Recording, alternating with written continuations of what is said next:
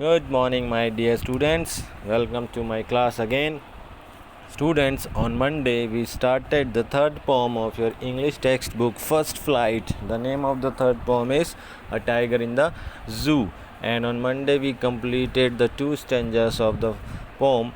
And on Monday I told you about the brief introduction of the poem and about its author. The author name is Leslie Norris. And on Tuesday, that means yesterday, I told you we did the explanation of the remaining three stanzas of the poem, and we have done the explanation of the poem. So today, students, we will do the literary devices used in this poem. But before I will tell you that what are the literary devices used in this poem, let's see what is literary devices or what are literary devices. Literary devices, students, as you can see in this picture, writers often use words in special ways to help readers see things in a different way. Devices are tools. So literary devices are tools that writers use to improve their writing and make it more interesting. Literary devices include figurative language, imagery, and sound devices. Student, literary devices are the devices which a poet uses. A poet इनको use करता है अपनी pome को और बेहतर बनाने के लिए और हमारे अपने आइडियाज़ को रीडर्स तक पहुंचाने के लिए. So they use this thing and we will start with the first literary devices, which is the rhyme scheme.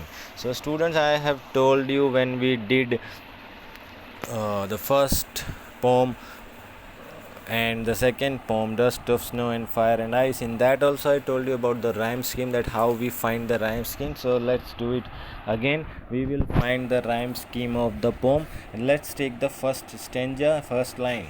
He stalks in his wide stripes. So I told you, मैंने आपको बताया था कि हम फर्स्ट लाइन को ए देते हैं. And let's see the second line, the few steps of his cage. Let's see the last words of the first and second line. Stripes and cage, they don't rhyme. दोनों एक दूसरे से match नहीं करते हैं, दोनों एक दूसरे से राइम नहीं करते हैं. सो हम पहली लाइन के को ए देंगे, दूसरी लाइन को बी देंगे. अगर सेकेंड लाइन मैच करती होती फर्स्ट लाइन से तो we would have given A to first and second. But in the first line, the last word is stripes, and the second line, the last word is cage. So both don't rhyme with each other. So we'll give the first line A and the second line B. Now let's see the next two lines. On pads of velvet, quiet in his quiet rage. So third line and last word is quiet, and the fourth line last word is rage. Rage matches with the second line last word, or rhyme with the second line last word, cage. So rage and cage. As we have given second line B, so the last line we will give B, and the third line does not match with A and B, so we will give it C. So the rhyme scheme of the poem will go with the same way, A, B, C, B. This will be the rhyme scheme for the whole poem. Let's see the second stanza for your confirmation. He should be lurking in shadow. Let's give it A. Sliding through long grass. B. Near the water hole. C. Where plump deer pass. So pass matches with the rhymes with grass. So A, B, C, B. Second stanza also follows the same like the first stanza. So the rhyme scheme of the poem A Tiger in the Zoo would be A, B, C, B. I hope you have understood the rhyme scheme. Now let's go toward the another poetic device or literary device used in this poem, which is personification. Student, personification is giving human qualities or traits to object or ideas or to non-living things. In like one example, in this picture you can see the man in the moon smiled at me.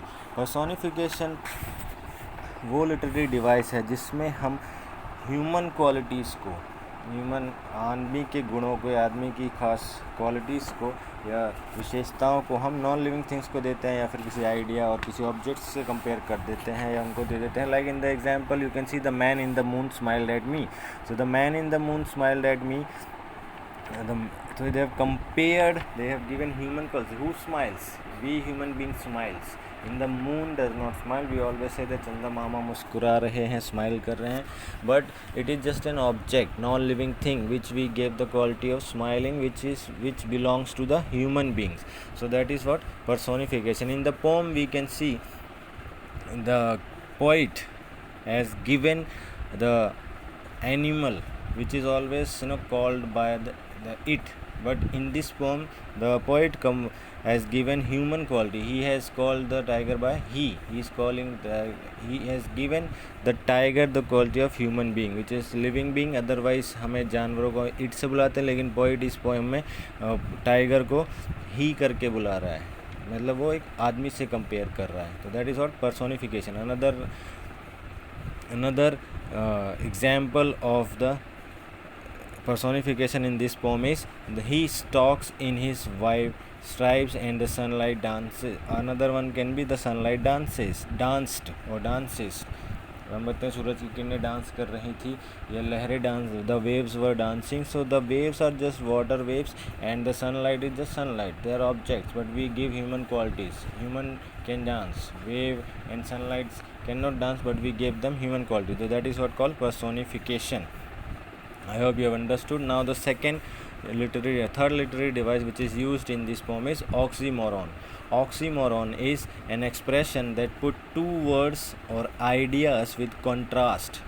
दो शब्द या दो विचार जो पूरी तरह से एक दूसरे के अपोजिट हों और मीनिंग उनको एक साथ रखा जाता है. Like seriously funny.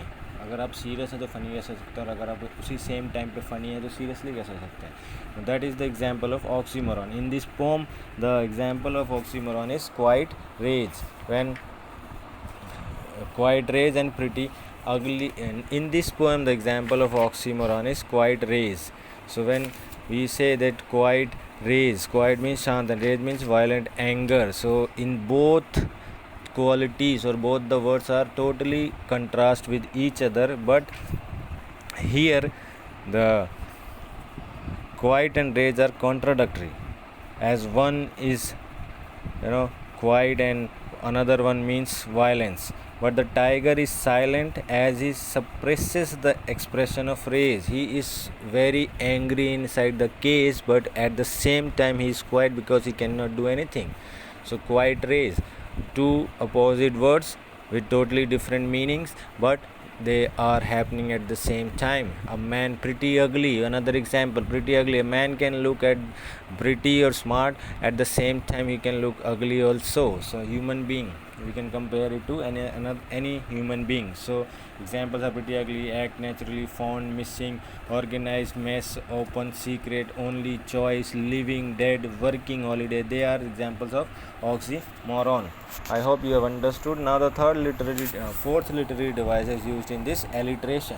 Students, we have done alliteration in the previous poem also. I have told you, let me tell you again. It is the repetition of words which have the same sound at the beginning or at end. Like when two or more nearby words have the same beginning sound. Like in the poem, example is his strength behind bars. So last two words behind bars, they are beginning with the same sound, ba, behind, and bars. So they are the example of alliteration. Alliteration is a repetition of words. In the starting it can be. Another example you can see in this, stop staring and start staring. That's one way wa